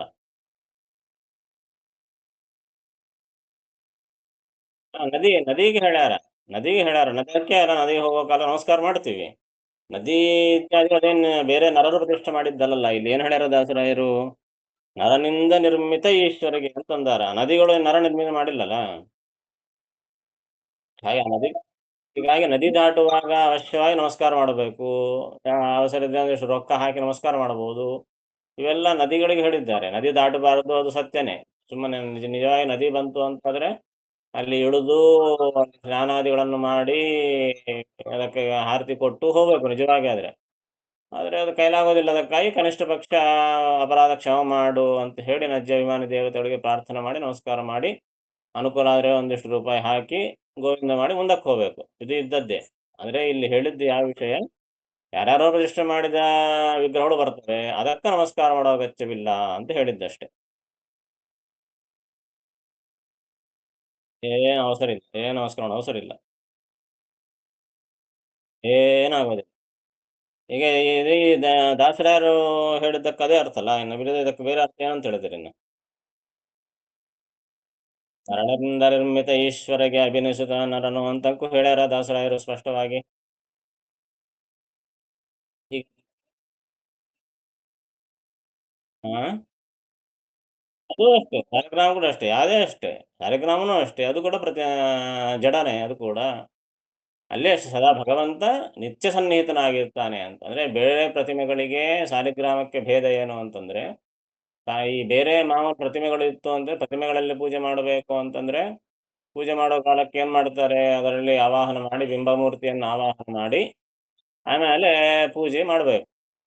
ಆದ್ರೆ ಸಾಲಗ್ರಾಮಕ್ಕೆ ಹಂಗೇನಿಲ್ಲ. ಸದಾ ಸನ್ನಿಹಿತನಾಗಿರ್ತಾನೆ ಭಗವಂತ. ಹೀಗಾಗಿ ಆ ಸಾಲಗ್ರಾಮದಲ್ಲಿ ಆವಾಹನ ವಿಸರ್ಜನ ಇರೋದಿಲ್ಲ. ಸ್ವಯಂ ವ್ಯಕ್ತ ಪ್ರತಿಮೆ ಇದ್ದಂತೆ. ಸ್ವಯಂ ವ್ಯಕ್ತ ಪ್ರತಿಮೆಗಳಲ್ಲಿ ಆವಾಹನ ವಿಸರ್ಜನ ಮಾಡೋದಿರೋದಿಲ್ಲ. ಯಾಕೆ? ಸದಾ ಭಗವಂತ ಸನ್ನಿಹಿತನಾಗಿರ್ತಾನೆ ಅಂತ ಲೆಕ್ಕ. ಹಾಗೆ ಸಾಲಿಗ್ರಾಮ ಅಂತಂಬೋದು ಸ್ವಯಂ ವ್ಯಕ್ತ ಪ್ರತಿಮೆ ಇದ್ದಂತೆ. ಸದಾ ಭಗವಂತ ಸನ್ನಿಹಿತನಾಗಿರ್ತಾನೆ. ಅದಕ್ಕಾಗಿ ಅಲ್ಲಿ ಆವಾಹನ ಮಾಡೋದು ವಿಸರ್ಜನೆ ಮಾಡೋದಿರೋದಿಲ್ಲ. ಆದರೆ ಪ್ರತಿಮಾ ಇತ್ತು ಅಂತಂದ್ರೆ ಮತ್ತೆ ಅಲ್ಲಿ ಆವಾಹನ ಮಾಡಬೇಕು, ವಿಸರ್ಜನೆ ಮಾಡಿ, ಇವೆಲ್ಲ ಸಿಸ್ಟಮ್ ಇರ್ತದೆ. ಆದ್ರೆ ಏನು ಮಾಡಿದರೂ ಕೂಡ ಅದು ಮತ್ತು ಸಾಲಗ್ರಾಮ ಎಂಬುದು ಜಡ ಪ್ರತಿಮೆನೆ. ಅದೇನು ಸಾಕ್ಷಾತ್ ಭಗವಂತ ಅಲ್ಲ. ಅದೇ ಸಾಲಗ್ರಾಮ ಅಂದ್ರೆ ಬೇರೆ ರೀತಿಯಾಗಿ ಮೈಲಿಗೆಯಾಗಿ ಏನೋ ಬೇರೆ ಮೈಲಿಗೆ ಮುಟ್ರೆ ಅದಕ್ಕೇನು ದೋಷ ಇಲ್ಲ. ಪ್ರತಿಮೆಗಳಿಗೆ ಹಂಗಲ್ಲ. ಮೈಲಿಗೆಲ್ಲ ಮುಟ್ಲಿಕ್ಕಿಲ್ಲ. ಮುಟ್ಟಿದ್ರೆ ಮತ್ತು ಅದಕ್ಕೆ ಪ್ರತಿಷ್ಠಾಪನ ಇತ್ಯಾದಿ ಎಲ್ಲ ಆಗಬೇಕಾಗ್ತದೆ. ಸಾಲಗ್ರಾಮಕ್ಕೆ ಹಂಗಲ್ಲ. ಮುಟ್ಟಿದ್ರೂ ಅದೇನು ಸನ್ನಿಧಾನ ಹೋಗೋದಿಲ್ಲ. ಅಷ್ಟು ಸ್ವಯಂ ವ್ಯಕ್ತವಾದಂತ. ಹಾಗಾದ್ರೆ ಮೈಲಿಗೆಲ್ಲ ಹೆಂಗ್ ಸಿಕ್ಕರೆ ಹೆಂಗೆ ಬಳಸ್ಬೋದು ಅಂತ ಅರ್ಥ ಅಲ್ಲ. ಬಳಸಿದ್ರೆ ಅದಕ್ಕ ಸನ್ನಿಧಾನ ಹೋಗೋದಿಲ್ಲ ಅಂತ ಅರ್ಥ ಅಷ್ಟೇ ಹೊರತು ನಮಗಂತೂ ಪಾಪ ಬಂದೇ ಬರೋದು. ಆದ್ರೆ ಹೆಂಗ್ ಸಿಕ್ಕರೆ ಹಂಗೆ ಮುಟ್ಲಿಕ್ಕಿಲ್ಲ. ಆದರೆ ಮುಟ್ಟಿದ್ರು ಅದರಲ್ಲಿ ಸನ್ನಿಧಾನ ಹೋಗೋದಿಲ್ಲ. ಅಷ್ಟು ಸ್ವಯಂ ವ್ಯಕ್ತ ಸಾಲಗ್ರಾಮಗಳಿಗೆ. ಪ್ರತಿಮೆಗಳೇ ಹಂಗಲ್ಲ. ಮೈಲಿಗೆಲ್ಲ ಮುಟ್ಟಿದ್ರೆ ಮತ್ತೆ ಅದಕ್ಕೆ ಪ್ರೋಕ್ಷಣಾದಿಗಳನ್ನು ಮಾಡಿ ಮತ್ತೆ ಇವೆಲ್ಲ ಮಾಡಬೇಕಾಗಿ ಬರ್ತದೆ. ಅದಕ್ಕಾಗಿ ಯಾವುದೇ ಆಗಲಿ, ಅದಕ್ಕೆ ಇಲ್ಲಿ ಹೇಳಿದ್ರಲ್ಲ, ಸ್ವಯಂ ವ್ಯಕ್ತವು ಅಂತ ಕೂಡ ಅಂದ್ಬಿಟ್ರು. ಅಂದ್ರೆ ಏನು? ಸ್ವಯಂ ವ್ಯಕ್ತ ಇದ್ರೂ ಕೂಡ ಆ ಪ್ರತಿಮೆ ಅದು ಜಡ ಪದಾರ್ಥನೇ. ಅದರೊಳಗೆ ಭಗವಂತನ ಸನ್ನಿಧಾನ ವಿಶೇಷವಾಗಿರ್ತದೆ ಅಂತಾನೆ ತಿಳಿಯಬೇಕೇ ಹೊರತು ಅದೇ ಸಾಕ್ಷಾತ್ತಾಗಿ ಭಗವಂತ ಅಂತ ತಿಳ್ಕೋಬಾರ್ದು. ಯಾಕೆ? ಭಗವಂತನ ರೂಪ ಎಂಥದ್ದು? ಸಚ್ಚಿದಾನಂದ ರೂಪ, ಜ್ಞಾನಾನಂದಾತ್ಮಕವಾದ ಶರೀರ. ಮತ್ತೆ ಇದು ನೋಡಿದ್ರೆ ಕಣ್ಣಿಗೆ ಕಾಣಿಸ್ತದಲ್ಲ, ಜಡ ಪದಾರ್ಥ ಅಂತಾನು ಕಾಣಿಸ್ತದಲ್ಲ. ಹೀಗಾಗಿ ಜಡ ಪದಾರ್ಥಕ್ಕಿರತಕ್ಕಂತಹ ದೋಷಗಳೆಲ್ಲ ಭಗವಂತ ಹೇಳಿದಂತೆ ಆಗ್ತದೆ. ಓಕೆ, ಜಡ ಪದಾರ್ಥನೇ. ಅದರಲ್ಲಿ ಭಗವಂತ ವಿಶೇಷವಾದ ಹೆಚ್ಚಿನ ರೂಪದಿಂದ, ಹೆಚ್ಚಿನ ಸನ್ನಿಧಾನದಿಂದ ಅಲ್ಲಿ ಭಗವಂತ ಇರ್ತಾನೆ. ಅಂದ್ರೆ ಬೇರೆ ಕಲ್ಲಿನಲ್ಲಿ ಕಲ್ಲಿನಲ್ಲಿ ಕೂಡ ಸಾಧಾರಣ ಕಲ್ಲಿನಲ್ಲಿ ಬಂಡಿ ಮೇಲೆ ನಡಿತೀವಿ, ನೆಲ ಮೇಲೆ ನಡಿತೀವಿ. ಅಲ್ಲಿ ಕಲ್ಲೇ, ಅದು ಬಂಡಿ ಕೂಡ ಕಲ್ಲೇ. ಆದ್ರೆ ಆ ಕಲ್ಲಿನಲ್ಲಿ ಭಗವಂತ ಇದ್ದಾನೋ ಇಲ್ಲೋ? ಇದ್ದಾನೆ. ಆದ್ರೆ ಕಲ್ಲಿನ ಮೇಲೆ ನಾವು ನಡಿತೀವಿ. ಆದರೆ ಸಾಲಗ್ರಾಮ ಕೂಡ ಕಲ್ಲೇ. ಆದ್ರೆ ಈ ಕಲ್ಲಿಗೂ ಆ ಕಲ್ಲಿಗೂ ಭೇದ ಏನು? ಇಲ್ಲಿ ದೇವರಿದ್ದಾನೆ, ಅಲ್ಲೂ ದೇವರಿದ್ದಾನೆ, ಎಲ್ಲ ಕಡೆಗೂ ದೇವರಿದ್ದಾನೆ. ಆದರೆ ಈ ಕಲ್ಲಿನ ಮೇಲೆ ನಡಿತೀವಿ, ಸಾಲಗ್ರಾಮವನ್ನು ಪೂಜೆ ಮಾಡ್ತೀವಿ. ಕಾರಣ ಏನು ಅಂತಂದ್ರೆ, ಈ ಸಾಧಾರಣ ಬೇರೆ ಕಲ್ಲುಗಳಕ್ಕಿಂತಲೂ ಸಾಲಗ್ರಾಮ ಕಲ್ಲಿನಲ್ಲಿ ಭಗವಂತ ಹೆಚ್ಚಿನ ಸನ್ನಿಧಾನ ಹೊಂದಿದ್ದಾನೆ. ತನ್ನ ಸನ್ನಿಧಾನವನ್ನು ಹೆಚ್ಚು ಪ್ರಕಟ ಮಾಡುತ್ತಾನೆ. ಜಸ್ಟ್ ಲೈಕ್ ಕರೆಂಟ್ ಇದ್ದಂತೆ ಅನ್ಮಾತು. ಕರೆಂಟು ಒಂದೇ ಆದರೂ ಕೂಡ ಆಯಾ ಬಲ್ಬಿನ ಶಕ್ತಿಗೆ ಅನುಗುಣವಾಗಿ ಅದು 100 ಕ್ಯಾಂಡಲೋ 60 ಕ್ಯಾಂಡಲೋ 1000 ಕ್ಯಾಂಡಲೋ ಹಂಗ ಕರೆಂಟ್ ಹೆಂಗೆ ಅಭಿವ್ಯಕ್ತವಾಗ್ತದೆ ಆಗ ಭಗವಂತ ರೂಪಗಳಿಗೆ ಭೇದ ಇಲ್ಲ. ಈ ಕಲ್ಲಿನಲ್ಲಿರುವ ರೂಪಕ್ಕೂ ಮತ್ತು ಇದು ತಿಳ್ಕೋಬೇಕು. ಈ ಕಲ್ಲಿನಲ್ಲಿನ ಬೇರೆ ಕಲ್ಲುಗಳಲ್ಲಿರುವ ಭಗವಂತನಿಗೂ ಸಾಲಗ್ರಾಮದಲ್ಲಿರುವ ಭಗವಂತನಿಗೆ ಯಾವ ಭೇದವೂ ಇಲ್ಲ. ಮತ್ತೆ ಮೊದಲೇ ಹೇಳಿದ್ರು ಹಿಂದನೇ ಅದಕ್ಕೆ ರೂಪಕ್ಕೆ ಭೇದ ಹಂಗೂ ಚಿಂತನೆ ಮಾಡ್ಲಿಕ್ಕಿಲ್ಲ. ಆದರೆ ಭಗವಂತ ರೂಪಗಳಿಗೂ ಭೇದ ಇಲ್ಲದೆ ಹೋದರೂ ಅಭಿವ್ಯಕ್ತಿ ವಿಶೇಷ. ಅಂದ್ರೆ ಏನು, ಎಷ್ಟು ಅಭಿವ್ಯಕ್ತಿ ಮಾಡಬೇಕು ಅಂತ ಅಂದುಕೊಳ್ತಾನೋ ಅಷ್ಟು ತನ್ನ ಶಕ್ತಿಯನ್ನು ಅನುಗ್ರಹ ಸಾಮರ್ಥ್ಯವನ್ನು ಅಲ್ಲಿ ಪ್ರಕಟ ಮಾಡ್ತಾನೆ ಭಗವಂತ. ಶಾಲಗ್ರಾಮಾದಿಗಳಲ್ಲಿ ಮತ್ತು ದೊಡ್ಡವರು ಪ್ರತಿಷ್ಠಾ ಮಾಡಿದ ವಿಗ್ರಹಗಳಲ್ಲಿ ಹೆಚ್ಚಿನ ಸನ್ನಿಧಾನದಿಂದ ಅಲ್ಲಿ ಅಭಿವ್ಯಕ್ತನಾಗ್ತಾನೆ ಭಗವಂತ. ಅದಕ್ಕಾಗಿ ಅಲ್ಲಿ ನನ್ನ ಪೂಜೆ ಮಾಡಿದರೆ ವಿಶೇಷವಾಗಿ ಅನುಗ್ರಹ ಮಾಡ್ತೀನಿ ಅಂತ ಸಂಕಲ್ಪ ಭಗವಂತನದ್ದು. ಈ ಬೇರೆ ಕಲ್ಲುಗಳಲ್ಲಿ ನಡೀತಾ ಇರ್ತೀವಿ, ಅಲ್ಲಿ ಹಂಗೆ ಅನ್ಕೊಂಡಿರೋದು ನಾವು ಇದನ್ನು ಪೂಜೆ ಮಾಡಿದ್ರೆ ನಡೆಯೋದು ಹೆಂಗೆ ನಾವು ಹಂಗಾದ್ರೆ. ಸೊ ಭಗವಂತ ಏನಂತಾನೆ, ಇಲ್ಲಿ ನಡೆದ್ರೂ ತಪ್ಪಿಲ್ಲ, ನಾನು ಇದೇ ರೂಪದಿಂದ ಇದ್ರೂ ಕೂಡ ಇಲ್ಲಿ ಹೆಚ್ಚಿನ ರೂಪ ಅನುಗ್ರಹ ರೂಪದಿಂದ ನಾನು ಇಲ್ಲಿರೋದಿಲ್ಲ, ಅವ್ರನ್ನು ಧಾರಣ ಮಾಡತಕ್ಕಂತಹ ರೂಪದಲ್ಲಿ ಇಲ್ಲಿರ್ತೇನೆ ಅಷ್ಟೇ. ಪೂಜಾ ಸ್ವೀಕಾರ ಮಾಡುವ ರೂಪದಿಂದ ಅಲ್ಲಿರ್ತೇನೆ. ಇದೆಲ್ಲ ಭಗವಂತನ ಸಂಕಲ್ಪವಾದ ಕಾರಣ ಎಲ್ಲಿ ಪೂಜಾ ಮಾಡಬೇಕು, ಇಲ್ಲಿ ವಿಶೇಷವಾಗಿ ಪೂಜ್ಯನಾಗಿ ಸನ್ನಿಹಿತನಾಗಿರ್ತಾನೆ ಅಲ್ಲಿ ಪೂಜೆ ಮಾಡಬೇಕು. ಬೇರೆ ಕಡೆಗೆ ಬೇರೆ ಭಗವಂತ ಇದ್ದಾನೆ ಅಂತ ಅಂಕು ತಿಳ್ಕೋಬೇಕು. ಅದೇ ಭಗವಂತನೇ ಯಾವ ರೂಪಕ್ಕೂ ಭೇದ ಇಲ್ಲದೆ ಎಲ್ಲ ಕಡೆಗೂ ಇದ್ದಾನೆ ಅಂತನೂ ಚಿಂತನೆ ಮಾಡಬೇಕು. ಆದರೆ ಎಲ್ಲಿ ಪೂಜಾ ಮಾಡಬೇಕು ಅಂತ ಹೇಳಿದ್ದಾರೆ ಅಲ್ಲಿ ಮಾತ್ರ ಪೂಜಾ ಮಾಡಬೇಕು. ಹಂಗ ಪೂಜಾಕ್ಕೂ ಚಿಂತನಕ್ಕೂ ಅನುಸಂಧಾನಕ್ಕೂ ಭೇದ ಇದೆ.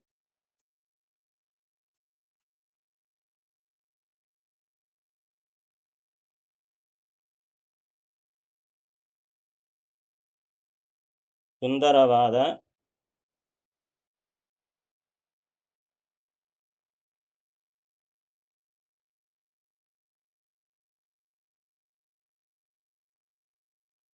ಪ್ರತಿಮೆಗಳನ್ನು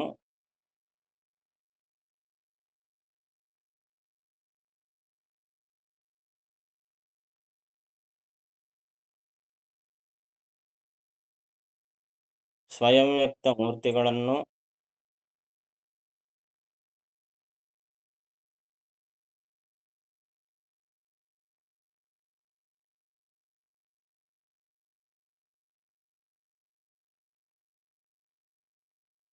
ಶ್ರೀಹರಿಯ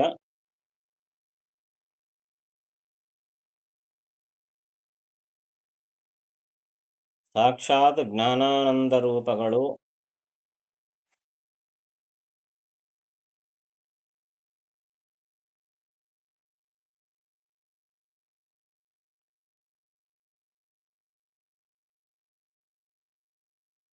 ಎಂದು ತಿಳಿಯುವವನು ದೈತ್ಯ.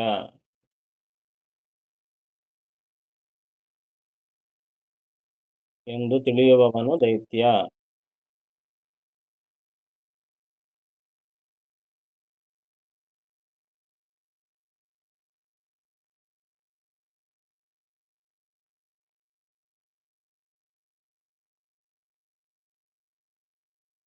ಜ್ಞಾನವಿಲ್ಲದ ನರರಿಂದ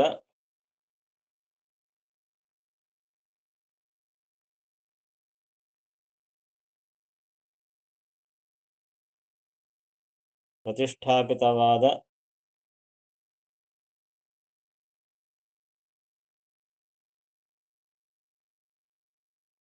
ಶಿವಲಿಂಗಾದಿಗಳಿಗೆ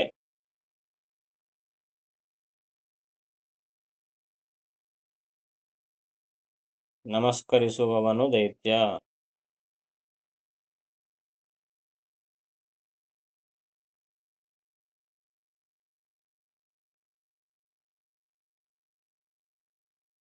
ಅದಕ್ಕೆ ಪ್ರತಿಷ್ಠಾ ಮಾಡೋ ಕಾಲಕ್ಕೆ ಶ್ರಾವಣ ಸಂಗಾತ ಪ್ರತಿಷ್ಠೆ ಮಾಡಿಸ್ತಾರ. ಇಲ್ಲ ಅಂದ್ರೆ ನಾವೇ ಸುಮ್ಮನೆ ಪ್ರತಿಷ್ಠೆ ಮಾಡುವುದಾಯ್ತಲ್ಲ. ಆದರೆ ಯಾರು ಪ್ರತಿಷ್ಠಾ ಮಾಡ್ತಾರೋ ಅವರ ತಪಶಕ್ತಿಯ ಮೇಲೆ ಅಲ್ಲಿ ಹೆಚ್ಚಿನ ಸನ್ನಿಧಾನ ಇರ್ತದ ಅಂತ ಹೇಳಿ ದೊಡ್ಡವರ ಸಂಗಾತ ಪ್ರತಿಷ್ಠೆ ಮಾಡಿಸ್ತೇವೆ. ಆಮೇಲೆ ನೀಲಕಂಠನಾದ ಶಿವ ನೀಲಕಂಠನಾದ ಶಿವ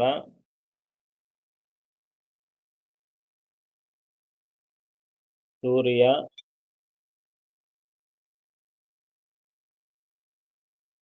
ಮತ್ತು ಹರಿ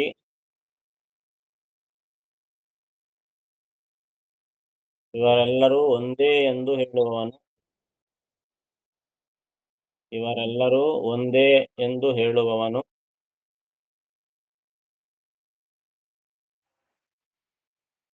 ದೈತ್ಯ.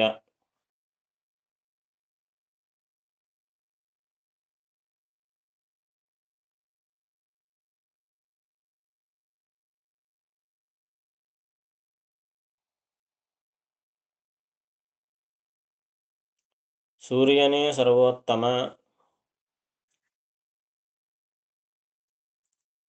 ಸೂರ್ಯನೇ ಸರ್ವೋತ್ತಮ, ಅವನೇ ಜಗದ್ವಂದ್ಯ.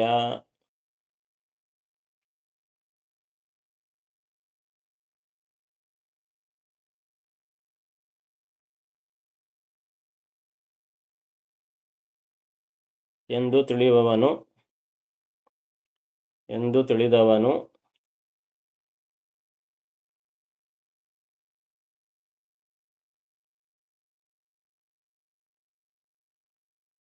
ಮತ್ತು ವಿಷ್ಣು ದೂಷಣೆ ಮಾಡುವವನು ದೈತ್ಯ.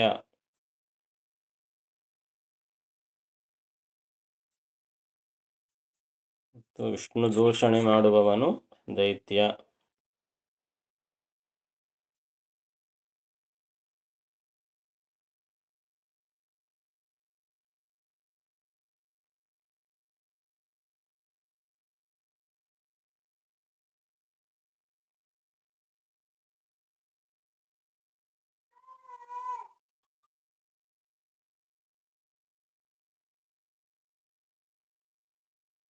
ಸುಂದರ ಸ್ವಯಂ ವ್ಯಕ್ತವು ಚಿದಾನಂದ ರೂಪಗಳೆಂಬವನು.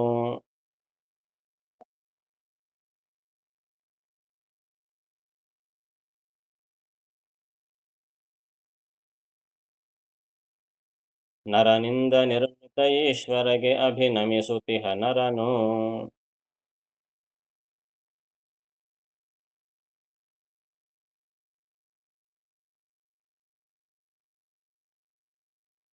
ಕಂದುಗೊರಳ ದಿವಾಕರನು ಹರಿಯೊಂದೆ ಸೂರ್ಯ ಸುರೋತ್ತಮ.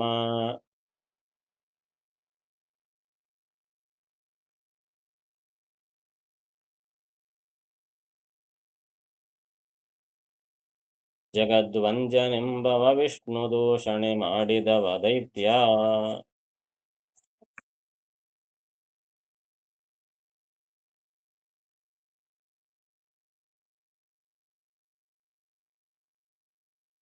ಎಲ್ಲ ಸಂಶಯ ಇದ್ರೆ ಕೇಳಬಹುದು.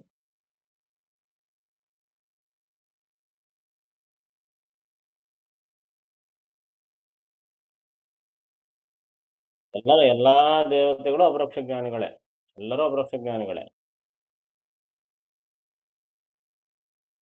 ಅವೆಲ್ಲ ಪ್ರಾರಬ್ಧ ಕರ್ಮ. ಯಾವ ದೇವತೆಗಳಿಗೆ ಏನಾದರೂ ಆಯಿತು, ಅನೇಕ, ಈಗ ಇಂದ್ರನ ವಿಷಯ ಕೇಳ್ತೀವಿ, ದೇವೇಂದ್ರನ ವಿಷಯ, ಅವನಿಗೆ ಬ್ರಹ್ಮಹತ್ಯ ದೋಷ ಬಂತು, ಅಥವಾ ಬೇರೆ ಬೇರೆ ಸೂರ್ಯ ಚಂದ್ರ ಇತ್ಯಾದಿ ದೇವತೆಗಳ ಬಗ್ಗೆ ಪುರಾಣಗಳಲ್ಲಿ ಏನಾದರೂ ಅವರು ತಪ್ಪು ಮಾಡಿದ್ರು, ಅಥವಾ ಶಿಕ್ಷೆ ಅನುಭವಿಸಿದ್ರು, ಅಥವಾ ದುಃಖ ಅನುಭವಿಸಿದ್ರು ಅಂತ ಹೇಳೋದೆಲ್ಲವೂ ಕೂಡ ಅವರ ಪ್ರಾರಬ್ಧ ಕರ್ಮ ಫಲಿತ ಅನ್ನೋದು. ಎಲ್ಲಾ ದೇವತೆಗಳಿಗೂ ಅಪರೋಕ್ಷ ಜ್ಞಾನಿಗಳು. ಅಪರೋಕ್ಷ ಜ್ಞಾನ ಆದ ಮೇಲೆ ಇನ್ನು ಏನು ಉಳಿದಿರ್ತದೆ? ಅಪರೋಕ್ಷ ಜ್ಞಾನ ಆದ ಕೂಡಲೇ ಹಿಂದಿನ ಪಾಪ ಎಲ್ಲ ಪರಿಹಾರ ಆಗ್ಬಿಡ್ತದೆ, ಭಸ್ಮ ಆಗ್ಬಿಡ್ತದೆ. ಮುಂದೆ ಮಾಡೋದಿಲ್ಲ, ಪ್ರಾರಬ್ಧ ಕ್ರಮ ಒಂದು ಉಳಿದಿರ್ತದೆ. ಅದನ್ನೇ ಹೇಳಿದ್ದು, ಬ್ರಹ್ಮದೇವರಿಗೆ 100 ಜನ್ಮದ ಪ್ರಾರಬ್ಧ. ದುಃಖ ಪ್ರಾರಬ್ಧ ಇಲ್ಲ ಬ್ರಹ್ಮದೇವರಿಗೆ. 100 ಜನ್ಮಗಳ ಪ್ರಾರಬ್ಧ. 100ನೇ ಜನ್ಮನೇ ಬ್ರಹ್ಮದೇವರು, 99ನೇ ಜನ್ಮ ವಾಯುದೇವರು. ಹಂಗ 100 ಜನ್ಮಗಳು ಅವರಿಗೆ ಪ್ರಾರಬ್ಧ ಕ್ರಮ ಇದೆ ಅಪರೋಕ್ಷ ಜ್ಞಾನ ಆದ ಮೇಲೆ. ಈಗ 100 ಜನ್ಮಗಳು ಪ್ರಾರಬ್ಧ ಅನುಭವಿಸಿ ಮೋಕ್ಷಕ್ಕೆ ಹೋಗ್ತಾರೆ ಬ್ರಹ್ಮದೇವರು. ಹಾಗೆ ರುದ್ರದೇವರಿಗೆ 41 ಜನ್ಮಗಳ ಪ್ರಾರಬ್ಧ. ಹೀಗಾಗಿ ಆ 40ನೇ ಜನ್ಮನೇ ರುದ್ರದೇವರು, 41ನೇ ಜನ್ಮ ಶೇಷದೇವರು, ಆಮೇಲೆ ಮೋಕ್ಷಕ್ಕೆ ಹೋಗ್ತಾರೆ. ಹೀಗೆ ಇಂದ್ರದೇವರಿಗೆ 20 ಜನ್ಮಗಳ ಪ್ರಾರಬ್ಧ. ಹಾಗೆ ಒಬ್ಬೊಬ್ಬರಿಗೆ ಈ ದೇವತೆಗಳೆಲ್ಲರಿಗೂ ಕೂಡ ಅಪರೋಕ್ಷ ಜ್ಞಾನವಾಗಿ ಈಗ ಇರೋದು ಕೇವಲ ಪ್ರಾರಬ್ಧ ಕರ್ಮ ನಿಮಿತ್ತವಾಗಿ ಇದ್ದಾರೆ ಅಷ್ಟೇ ಅವರೆಲ್ಲರೂ. ಇಲ್ಲಾಂದ್ರೆ ಮೋಕ್ಷಕ್ಕೆ ಹೋಗ್ಬೇಕಾಯ್ತು ಎಂದು ಅಪರೋಕ್ಷ ಜ್ಞಾನ ಆಗ್ಬಿಟ್ಟದೆ. ಅವರು ಯಾಕೆ ಮೋಕ್ಷಕ್ಕೆ ಹೋಗಿಲ್ಲ ಅಂದ್ರೆ ಪ್ರಾರಬ್ಧ ಕರ್ಮದ ಅದಕ್ಕಾಗಿ. ಸೊ ಆ ಪ್ರಾರಬ್ಧ ಕರ್ಮದ ನಿಮಿತ್ತದಿಂದಲೇ ಅವರಿದ್ದಾರೆ. ಆ ಪ್ರಾರಬ್ಧ ಕರ್ಮ ನಿಮಿತ್ತದಿಂದಲೇ ಅವರು ದುಃಖವಾಗಲಿ ಸುಖವಾಗಲಿ, ಏನೇ ತಪ್ಪು ಮಾಡಲಿ, ಶಾಪಾದಿಗಳು ಬರಲಿ, ಇವೆಲ್ಲವೂ ಕೂಡ ಆ ಪ್ರಾರಬ್ಧ ಕರ್ಮದಿಂದ ಮಾತ್ರನೇ ಅವರಿಗೆ ಬರ್ತದೆ. ಬೇರೆ ಪಾಪ ಅವರಿಗೆ ಹತ್ತೋದಿಲ್ಲ. ಹೀಗಾಗಿ ಎಲ್ಲರೂ ಪ್ರಾರಬ್ಧ ಕರ್ಮದಿಂದ ಮಾತ್ರ ಇರ್ತಾರೆ. ಅಲ್ಲಿ ಏನಾದರೂ ದುಃಖಗಳು ಅನುಭವಿಸಿದ್ರು, ಪಾಪ ಬಂದಂಗೆ ಕೇಳಿದ್ರೆ ಅವೆಲ್ಲ ಅವರ ಪ್ರಾರಬ್ಧ ಕರ್ಮಕ್ಕೆ ಸೂಚಕಗಳು ಅಷ್ಟೇ ಅವು.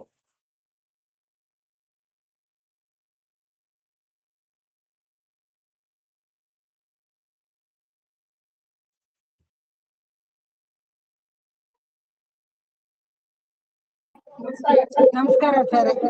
ಜಯ ನಮಃ. ಶ್ರೀ ಕೃಷ್ಣಾರ್ಪಣಮಸ್ತು. ಹರೇ ನಮಃ. ಹರೇ ನಮಃ.